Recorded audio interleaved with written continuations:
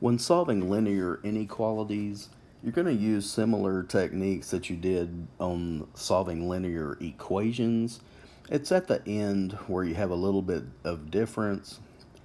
And what I mean by that is instead of just coming up with one solution like we did on our linear equations in the first few videos, we're actually going to find several answers, but we're going to use specific notation to represent all of the solutions possible since there's not just going to be one.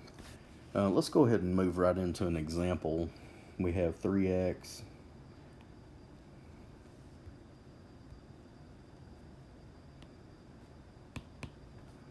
plus 9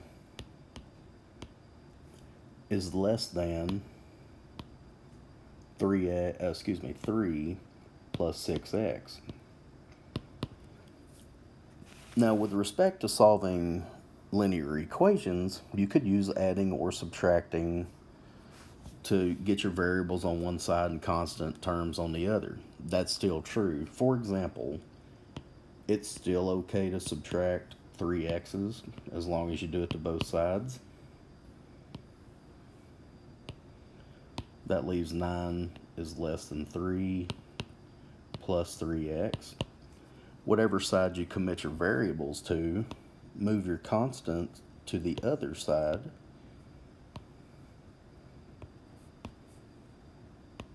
So that leaves 6 less than 3x.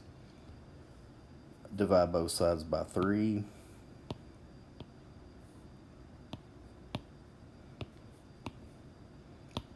Two is less than x, which is another way to write that is x greater than 2. Okay, so that's the solution. If you pick any number greater than 2 and substitute it into the original problem, you will get a true statement. For example, if you try 3 or 5 or 10 and you plug those values of x into the original problem, all of them will give you a true statement. Sometimes you're asked to graph the solution, and because there are infinitely many numbers greater than 2, we sketch a little number line, mark off 2, and we just got to be careful that we only highlight numbers greater than 2. We don't even get to include 2.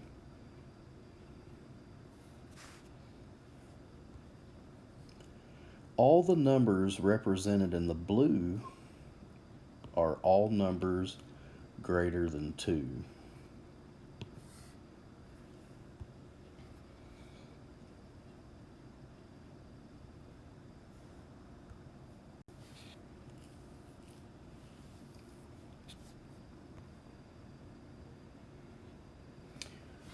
Five x minus 2 less than or equal to 12 plus 7x. Like the last example, you're allowed to subtract either 5x from both sides or 7x from both sides. I'm going to purposefully create a negative variable term because this is something that you have to see, and it's important when solving linear inequalities.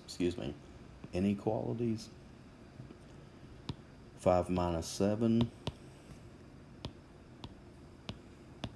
minus 2 is less than or equal to 12. Let's add 2.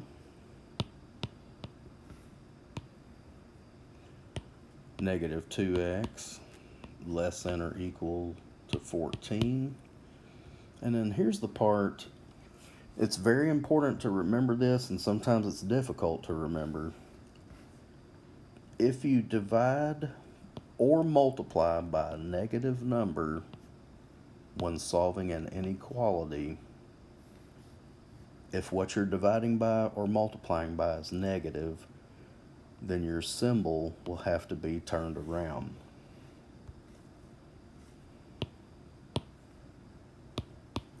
it doesn't matter the answer after multiplying or dividing, it's what you're dividing or multiplying by. If that's negative, in this case it's negative 2, then you have to turn your inequality symbol around. The solutions, plural, to this problem, any number that's greater than or equal to, now if you include the number, use brackets instead of parentheses.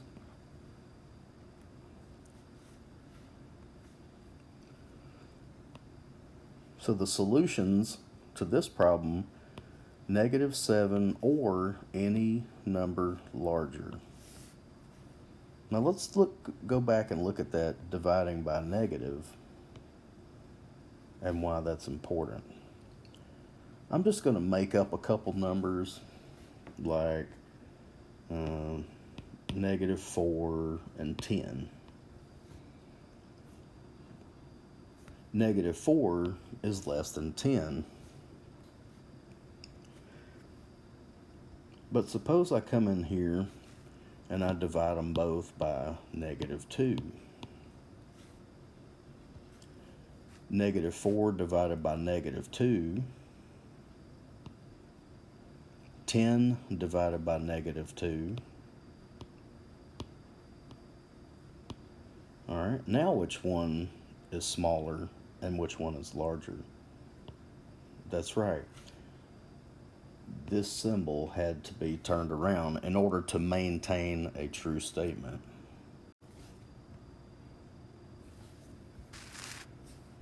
Three-fifths x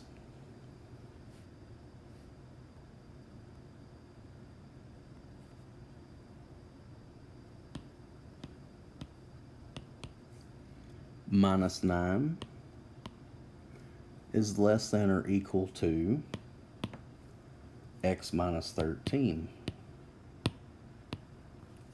This linear inequality has a fraction in it.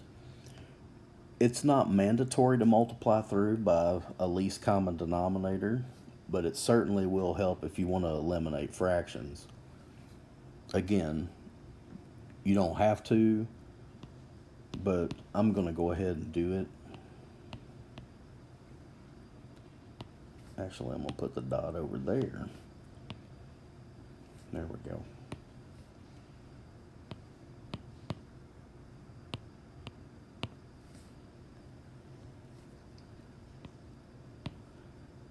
Every term gets multiplied by the same value. 5's cancel.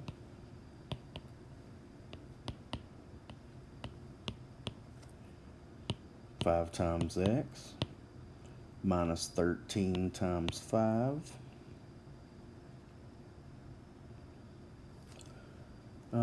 I'm going to subtract 5x's again, just so we have another example of how to handle a negative variable term. 3 minus 5.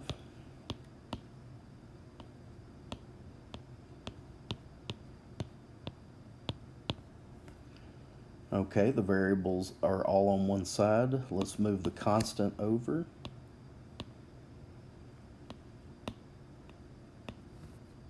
Add 45.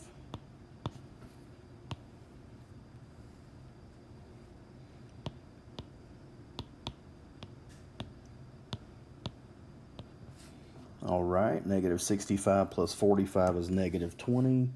And then what are we dividing by to isolate x? Very good, -2. Since that's negative, just be sure to reverse your inequality.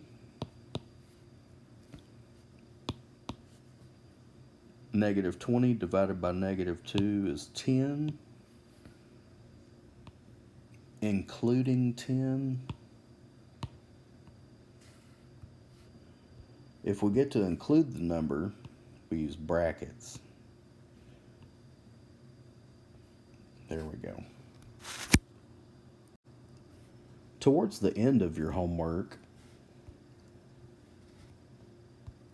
you will have problems where it looks like you have two inequalities for the price of one. Those are called compound inequalities. Just an example of one, uh, 1 less than 2x plus 3 less than 9.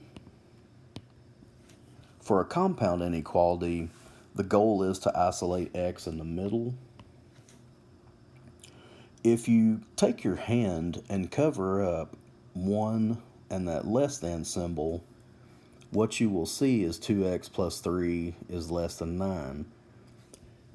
If you hide the left part of your problem, it'll help you decide how to go about solving this inequality. For example, if you've got 1 and less than hidden, you would subtract 3 to start isolating your x.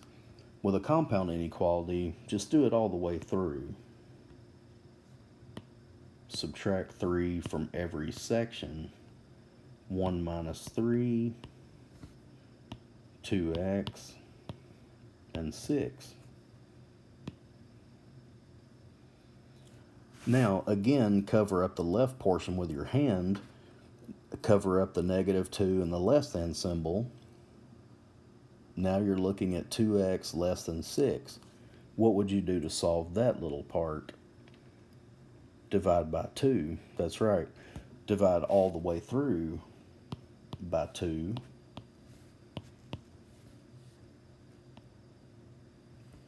Once you get x isolated in the middle, then you've won the battle. So negative 2 divided by 2. The 2's in the middle cancel, leaving x, and 6 divided by 2 is 3. This compound inequality, the solution set is any number between negative 1 and 3, not including negative 1 and 3. So if your inequality is not underlined, use parentheses.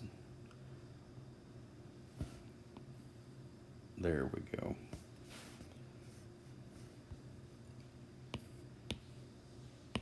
Any number greater than negative 1 but less than 3 will be a solution to the original problem.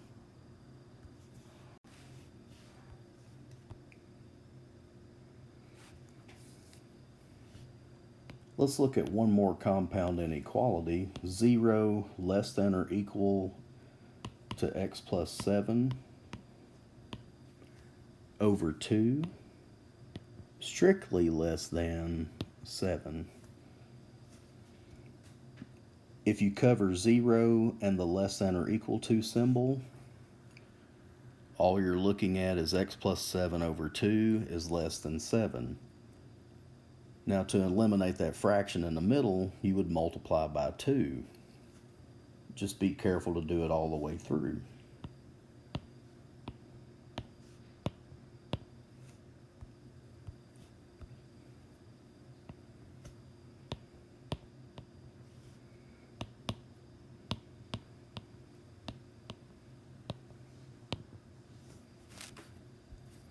Two times 0.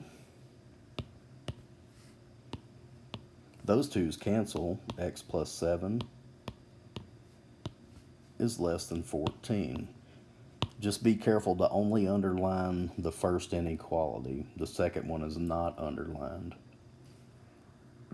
Cover up 0 and the less than or equal to symbol.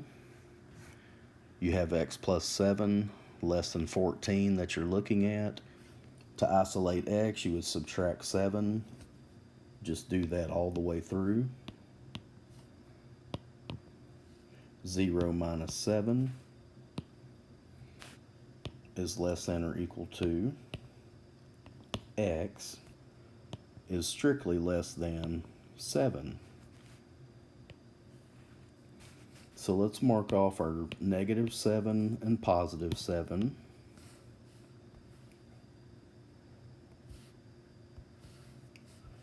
We get to include negative 7, but we don't get to include positive 7. Any number between is a solution. So any number -7 or larger, but also less than +7.